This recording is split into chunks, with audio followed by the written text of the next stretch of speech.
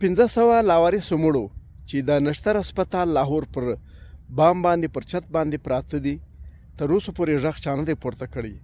زموږ مشرانو زموږ علما کرامو پر دې باندې غږ نه دی کړی.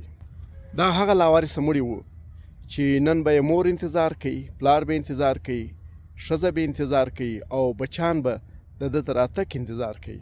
خو د دې خپلوان په دې نه دي خبر چې هغه مړه سوي دي، وژل سوي دي او بیا یې د لاهور د میډیکل سټوډنټ طالب علمانو ته حواله کړي دي.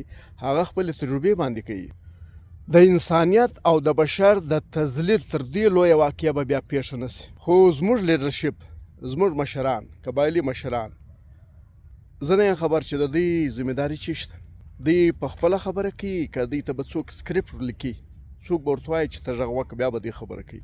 قدرمنو ملګرو، هر ځای چې د انسانیت د بشر تذلیل کېږي موږ به راوځو، اواز به پورته کوو. دا 1500 مړي دا د چا ورونه وو، د چا قریبان وو، د چا به خاوند وو او د چا به بچی وو، د چا به پلار وو.